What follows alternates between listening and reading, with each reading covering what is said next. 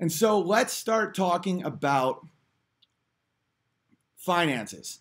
This is the thing people have to understand. Stay the hell away from credit card debt. The way debt works, there's good debt and there's cheap debt and there's bad debt. Like my mortgage is a fixed 30-year rate. And this is going to sound like Chinese for a bit, but I'm going to do my best to explain it. A lot of you will probably think that this is redundant, but this isn't about intelligence. These are skill sets. Like, this is something that if you know, you will be more prosperous in your life. So credit card debt is the worst thing you can do.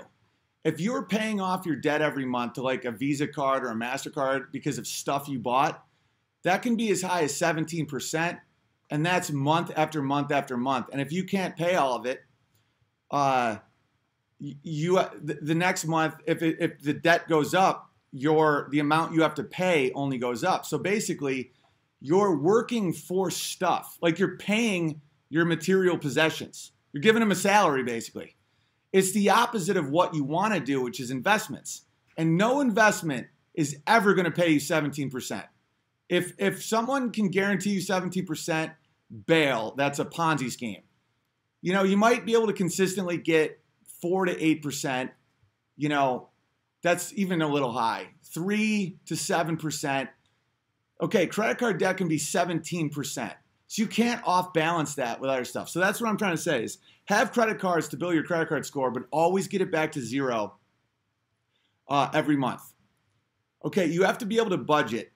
Budgeting is very, very important. So let's say, and it doesn't matter how much you make. This is fractal, right? 1 year ago, let me show you something real quick. Let me show you something real quick about how it's fractal. This was just in Breitbart, I think 2 days ago. It says blacklisted 7 notable Twitter bans in 2018. So I'm like, that make the top 7?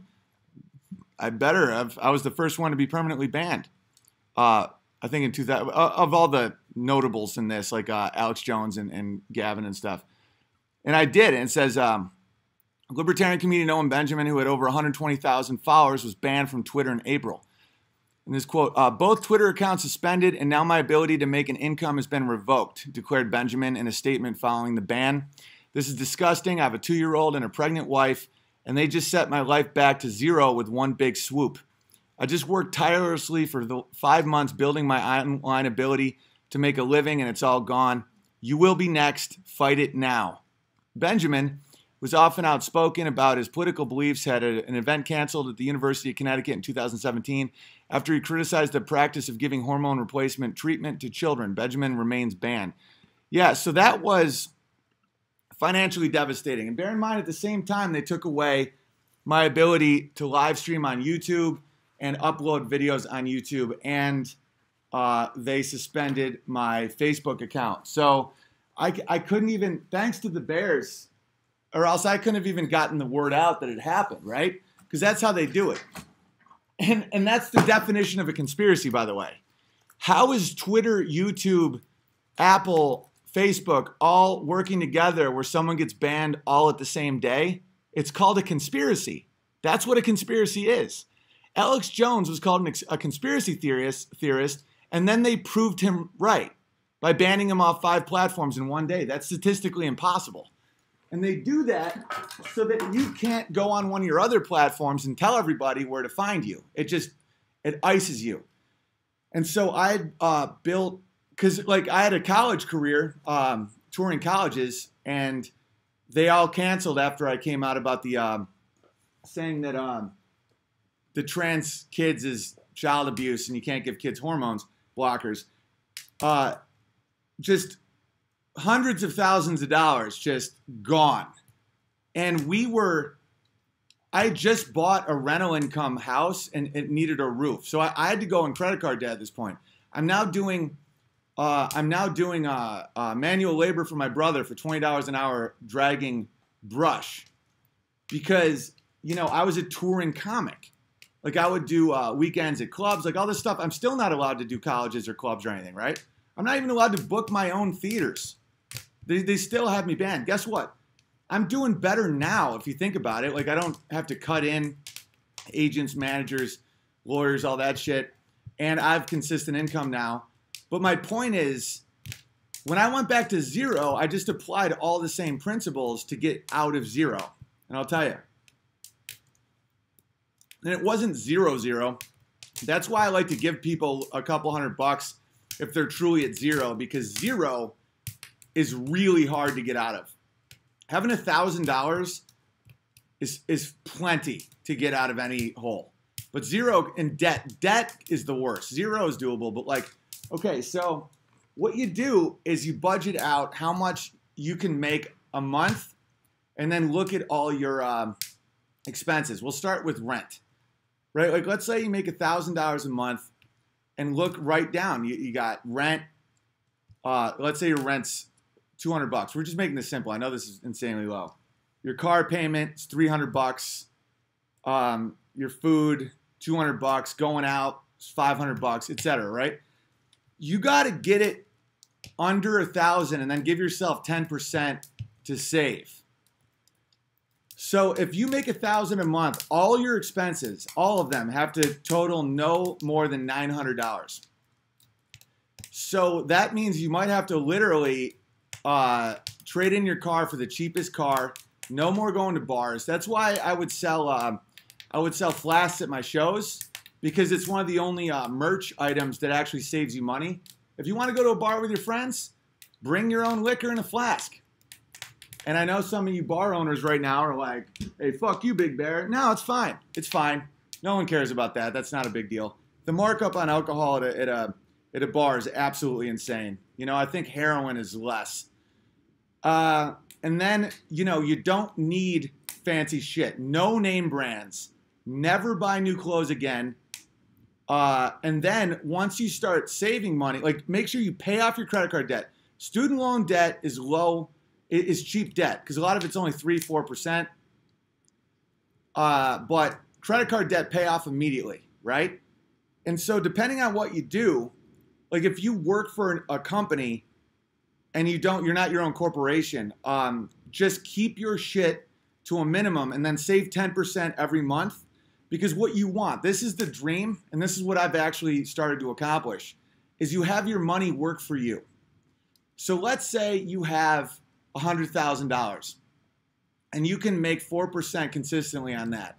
That's $4,000 a year, right? Every year. And you lose nothing off the principal. So the principal is the amount of money you have, $100,000. And if you make 4%, that's $4,000 a year. Now you can start understanding the mega rich. Because if that's $1 million, that's 40,000. That's 10 million, that's 400,000 a year off 4%. You can give, your money pays you, right? And that's 4%. That's nothing crazy. It's the same with owning businesses or real estate. But if you're like just trying to get out of debt, don't even think about any of that stuff. Like when I lived in LA, I shared one room with 2 other guys, at one point 3 other guys. I drove a 1991 Plymouth Acclaim with an orange fender that when I finally donated it to the Kidney Foundation, they said it was worth $1. Okay, I worked in a restaurant, so I would literally eat food off people's plates. Why would I do all this? Because I needed time. If I had had stuff, if I had had an expensive car or like, you know, went out to eat all the time or any of that stuff, I wouldn't have the time to do stand-up. And I saw that happen over and over again to entertainers in Hollywood. They'd go out there, they'd want that bling, and then they'd find themselves working all these shifts, double shifts at the restaurant every day, and they wouldn't have time to go to the improv or shoot a sketch, right? So the way I structured the currencies is I kept my expenses so crazy low that I just had to work to pay that. And then the rest, you know, the free time wasn't spent playing video games or, you know, doing what people do or whatever. It was to allow myself to do comedy because I didn't get paid as a comedian for years. You know, and then even when I was on the show Punked, when I was like 24, I got $300 an episode and it would be all day. Like imagine if I couldn't do the audition and then there's a callback. And then when you calculate all the time you put in to just getting that rate, you're making less than minimum wage. And that would happen all the time for people. You know, you'd land a commercial where you make 10 grand but you had to audition 50 times to get that. And if you think about driving and all that stuff. But anyway, so my whole thing was my currency was time to do comedy. You know, if I had to be at the restaurant every night to pay off debt or to buy stuff, I wouldn't have been able to be a comedian. So that's when you have to start thinking about currencies, right? Like a major currency is health. Like think about your job. If you have to sit 80 hours a week and you have like an Audi when you could easily have a 2003 Toyota, you'll lose years of your life from that. You know, self-respect is one. That's why that Google employee gave me $1,000, because that was, I totally understood where he was coming from. He had to feel better. He had to feel like he wasn't a total pussy. Where he's like, okay, because that's how war is fought. Like there's supply lines to the front of the line, right? Remember that movie? It just came out about the civilian fleet of ships in the English Channel that got all the lads back. It was directed by Christopher Nolan. Does anyone know what that is? This is some good content. I'm glad you like it, Tom. I think this is something that the people really need to understand because it will free you. Oh, Dunkirk, yeah. I have no idea why I'm talking about Dunkirk. What the hell was I talking about with Dunkirk? Oh, right. Okay, so you have these like old dudes that are patriots and they're not of fighting age, or let's say someone was too slow or they're missing an eye. Like my uncle got discharged from the Navy because he was missing some toes. Legend. Like my grandfather didn't have enough fingers, and so he would mine the lead that went into bullets. But the currency that they provided was picking up the guys that were stranded on the beach, and they're just as much as the war effort as anyone else. Like I actually get to say the things that need to be said in society, and I take the beatings for it. And there's people with jobs and they make tons of cash, but they can't say shit. So to resolve that issue with their morality, they help supply the front lines. And that makes total sense, right? But those are people with a disposable income, and we'll get to that in a second. Okay, so that is the most fundamental thing, is get yourself to a position where you're not spending more each month than you take in. And you may have to cut out some serious stuff. And if you got a girlfriend that isn't cool with that, where it's like, but baby, I want to go out to dinner, that's a deal breaker. Because that's someone who doesn't see the big picture. Where you say, listen, sweetheart, I can make you the best meal you've ever had here, and then we can go on a date, on a hike, and then we can make love under a waterfall. Isn't that better than a club? And they'd be like, but baby, I want to look pretty in front of all the girls. Out. So don't be distracted by stuff like that, because none of those currencies are worth it. Those people in your life, like when I went back to zero with Amy was pregnant with Charlie. We have a little kid. We just moved across the country. And that's why Amy and me are so good, and she's such a legend, is she was proud of me. She was proud of me for standing up for kids. And she said that she wanted our children to be the man that I was being. You know, and Amy loves fancy shit. All women do. All women, they're like birds. They like shiny pebbles. They're kind of retarded in that sense. But guys are like that with like throwing rocks at shit.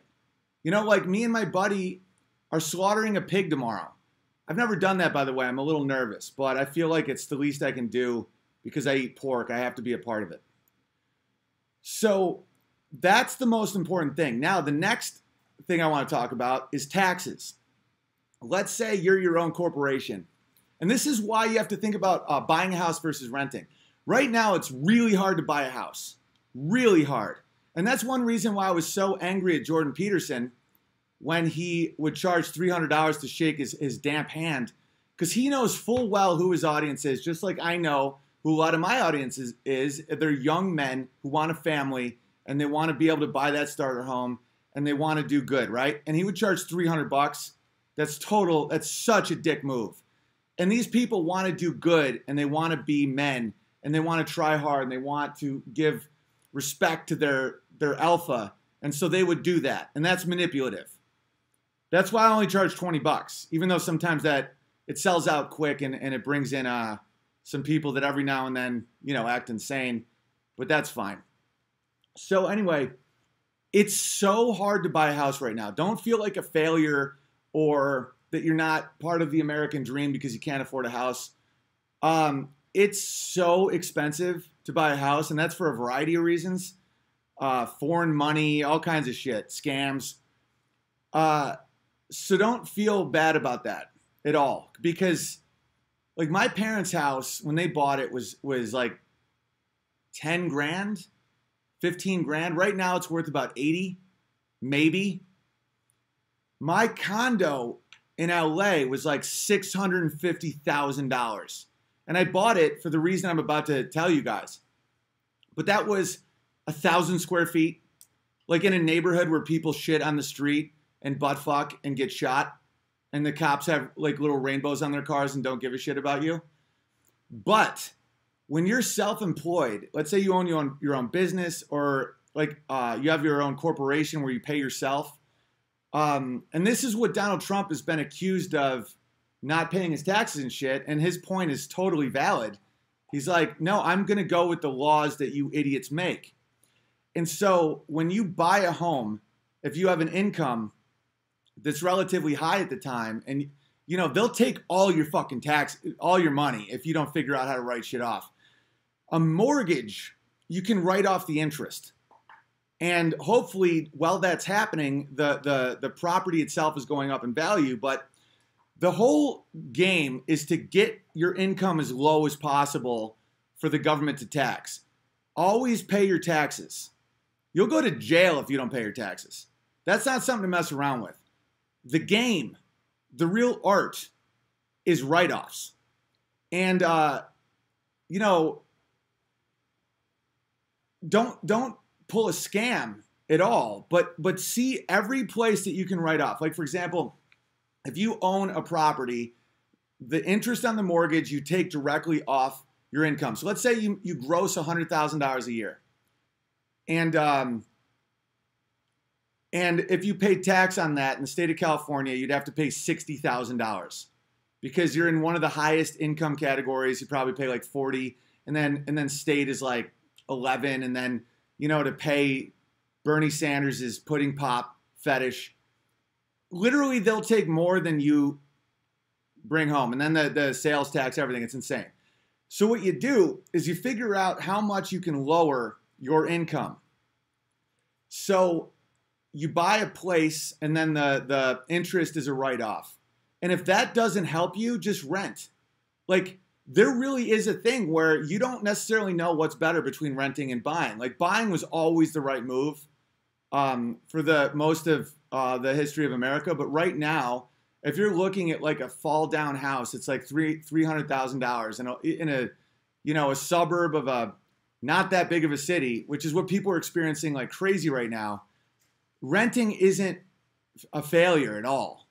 You got to just make sure you don't overspend, because you don't want to get in a predatory loan situation either. You don't want to get an adjustable rate or subprime rate. I'll get to that in a second. But so then, like, gasoline to gigs is a write-off for me. This piano is a write-off.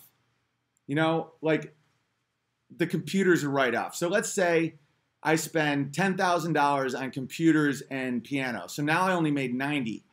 Now let's say the interest on my mortgage was $10,000. Now I only made $80,000. Now let's say all the airfare. Now let's say I fly in Nimmer and Coddington and stuff for the tour, and Brandon, and maybe Delev comes in from Israel, which is a decent ticket. That all comes off my gross. So that's why it's to spend money is good if it's for your business. Because let's say it's $5,000 to have all those guys with me on the tour. Now I made $75,000. Now let's say I had to buy, I had to hire security. Now I had to hire lighting. I can get that shit down to 20, right? And that's not illegal. So now you have to pay like almost no taxes because, and by the way, I can't get there these days, which is a blessing. But there would be years where I would pay so like I would get my net low, and it's not a scam. That's real. If you have an expense that goes with your business, The federal government doesn't make you pay tax on that because it's wildly unfair. Like if you're a farmer and you have to buy seeds to make money, that's an expense that comes off your gross. And that's how you beat the taxes, because you can't avoid paying tax on any income. They'll sniff it out. The IRS are bloodhounds, and they will put you in fucking prison. But write-offs is a very, very interesting skill. And I highly recommend you hire a Jew to do it for you, because there's so much, the book is like that thick to know all this shit. The tax law is a whole thing. So now let's get to whether or not you should go to college. I tend to say no, because it's about return on investment. So back in like the 70s, if you got a degree, like a high school degree, you make 20, a college degree, you make 30, and then from there it grows, right? So you can start quantifying how much a degree is worth based on how much more you'd make, based on the 4 years that you took to go to college. If you crunch the numbers these days, the only reason to go to college would be for engineering, petroleum geology, agriculture, actually, if you want to. I don't know much about that, but that seems like you learn stuff. Trade school is very important. You want to learn how to weld, be a plumber, carpentry, stuff like that. It's all about return on investment, because if you go get a college degree right now from a mid-level like state school in like history, it's a terrible idea. And I'm not being judgy, because that's exactly what I did. I had a degree in history, and back then it wasn't as bad to do that. And I'm glad I went to college. I learned a lot. It was the first time away from home and all that stuff, but there's no return on that. All it does is put you in debt, and bigger and bigger and bigger debt. And it's the only debt that you can't declare bankruptcy on. Like you could buy an airplane with a Discover card and declare bankruptcy, which is not good. You don't want to do that. But it'll wipe your debt clean. You can't declare bankruptcy on student debt. And so any liberal arts degree is literally a chain around your neck, because now you have to take that stupid job just to pay for your health insurance. Now you have to, every month you have to pay it off. You get no value from it. You lost 4 of your most productive years, and you're more likely to vote for the left. It's a leftist scam. Because when you're in debt, when you're feeling like you're suffocating, you're going to vote in big government protection. People, that's why women usually go towards safety and men go towards freedom. Women go towards freedom when they have when their moms and their husbands make cash, and they want their husbands to work hard. And men will go towards safety when they're in debt and they have no hope for their future. Hey, Georgie, it's all good. So this is by design. There's a reason I'm taking the time to try and explain this to you guys, because they want you looking for safety. The scam, the ultimate wizard move, is the expansion of government. So they want you to be in a position where you can't afford healthcare unless you have a job. The job pays 30 grand a year. You're in $60,000 in debt, and there's no way out. Georgie, I'm going to call Amy to bring in George. Hang on a second. And this is why I, one second. Can you grab George? This is why I, like every special I sell, I give Coddington $1, because he directs and edits them, and he goes through the headache of doing all that. And so if I sell 5, it only costs me $5. If I sell 1,000, he makes $1,000. And so that is the type of relationship you want to develop with people that are starting off in very high risk, high reward, artistic type ventures. Because that way, let's say I paid Coddington $1,000 to direct a special, and I only sell 100. I now made way less than Coddington did. That's the beauty of a percentage of gross, because that's how I want the world to be. I want the world to benefit from each other's benefit. Like when your tribe benefits, I want everyone to benefit. When I benefit, I want my people to, in a fractal ratio type situation, benefit as much or as little as I do. That's the dream. And that way, you're never put in the hole. Like my tours, I don't make much money on because I get to have people. And I need people with me, especially with security threats, isolation. It helps me write. I feel, it helps with depression. It's awesome. And then I can write because I have to rent out the spaces now. Like $3,000 to rent like a children's museum because no theater will allow me to play because I've been blackballed, right? But that's okay. This is why ingenuity is so important. So then I get to do the tour. I get to have my people. I get to shoot it properly. And then I can profit the rest of my life by selling the specials. And even if it's a couple $100 a month, you do 5 specials, that's now money for life.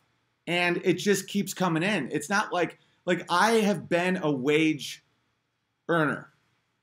And you have to do 1 hour is $20. And there's a place for that. And I may be going back to that if I ever go back to zero again, or like I'm not allowed on the internet, or I get put in jail or something, But when you're selling your time, it's not as efficient as if you can have something make money for you. And that's when owning businesses, owning real estate, being a rent collector, those things make it so you can just live. Now, there's exploitative ways of doing that, and there's beneficial ways of doing that. That's why I was always pro loans, pro banks, pro stuff like that, because I didn't realize at some points in my life just how predatory these people can get and just how much they can destroy humans' lives who aren't privy to this information. Because let's say I have an idea for a business. I have $5,000. I go to a Jew and I say, Jew, I need $95,000. And he goes, listen, you pay me 4% on that. I believe in your idea. Win-win. Now in 5 years, I'm worth 1.5 million. The Jew made money. I made money. The loans paid back. That's how capitalism works. That's how growth happens. Now, what happens with this disgusting, demonic relationship with the banks and the government is when things get bad. A lot of it isn't even the bank's fault necessarily. It's more the government, and I'll explain. So I think it was the 90s or early 2000s, probably the 90s. It was definitely a liberal, one of these idiots. It was probably Clinton. I might be wrong, but I'll look it up. I guarantee it was Clinton. These like people-pleasing wizard idiots who just want to say anything they can to make people happy enough that they don't care that they're banging 20-year-olds in the Oval Office, right? So he's like, I think everybody should have a house, poor or rich. There's a reason some people don't have houses. They don't have enough money, and they don't understand how to deal with money. And this isn't a racial divide. It's purely a skill. Just like I can't do plumbing, I can't make shit. I couldn't even build a fucking ramp for my kids' monster trucks. There's a skill to money. And some people will foreclose on their house, right? But they'll pass these laws to get fake votes in retard states like California. And so they did something called subprime interest rates. And this was policy before it was a bank thing. Now, this is when the banks get stuck. If one bank doesn't go with it, another will, and they now have a competitive disadvantage and they would go out of business. That's why the merger, this crony capitalism, is so bad. Because it's a race to the bottom morally. Like no big bank can pump the moral brakes, because if anyone is willing to do this shit, they will go out of business because the competition will overtake them. This is the problem. This is predatory lending. So they jazz people up with wizardry, like a stripper, like just some idiot like who lives in his mom's basement. He's like, I'm finally ready to get out of my mom's basement, and I got baseball cards, and I deserve a house too. And he's probably not a bad guy, but so these banks will give subprime interest rates, and so it doesn't have a fixed interest rate. It can be whatever the interest rate is. And when people don't understand how interest rates work, or debt, or mortgages, or any of this, they just see it as free money. So let's say he gets a house for $100,000. He puts $0 down. and the bank gives him $100,000 because of government policy bullshit, right? 2 years later, he can't, a $100,000 mortgage would be $600 a month mortgage, roughly, on 3.5%. Let's say the bank jacks it to 8% because of the way the market's going. So now it's $1,200 a month instead of $600, like that, right? So now he can't pay it. Guess what he does? He bails. Why? Because he didn't put any down. There's a reason you have to put 10% or 20% down. It's stakes in the game. There's a reason people with children in homes are conservatives. They have stakes. They can't just burn everything down because they have blood and land and stuff that can be taken from them. When the population, this is why I like helping people. I don't want people that are broke and desperate because those people are dangerous. When people have nothing to lose, they got nothing to lose. So that dude can bail. That's now a foreclosed house, right? The neighbor had the same deal, and he's like, yeah, I can't pay this either. Bail, right? That's a domino effect. Now the people that actually put in the 20% for the $100,000 home, their home's worth $80,000. Now it's worth $60,000. Now it's worth $50,000. They put in 20. Their debt is now greater than the money they put in. That's called being upside down. That means that you have no value in your home anymore because it's worth less than what you owe. That's a terrifying place to be. And that happened to a lot of honest homeowners because of the subprime interest rate. So this started a cascade of people getting out. And they realized that these mortgages were bundled, and it wasn't even one bank who owned the debt, and it was just all over the place. And it was all because of liberal government policies, which is just mind-blowing. And so that type of stuff, the type of stuff where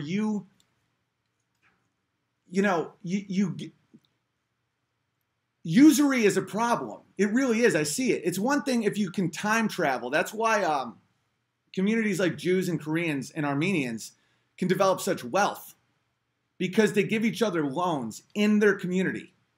I don't consider that usury. Like, that's how you time travel. That's how you get a young buck with an idea and some hard work. And one person wants their money to work for them and get 3-4% on it. They trust that this dude's going to do a good job. That person can buy something he wouldn't have been able to afford and then grow into it. That to me is great. But that's not what we're seeing anymore. We're seeing adjustable rate mortgages. They're called ARMs, right? And they qualify more people than fixed mortgages. And they'll allow you to put zero down, but just know that your bills, you can't budget when it's adjustable. Like, let's say you budgeted $600 a month for mortgage and you make $1,000 and you figured it out and you can save 10% a month or whatever. Now it goes to $2,000 a month. What do? Do you take out credit card debt to pay that debt? Now that's at 17%. Before you know it, you're bailing on your house. You're bailing on your credit cards. Your credit card goes to zero. Right now you can't even you can't even lease a car. How do you get to work? See, that is where they want you. That is where these people, it's by design that we can name the Nina Pinta Santa Maria the fucking boats that Columbus took here. Who cares? They never taught us how to balance a checkbook.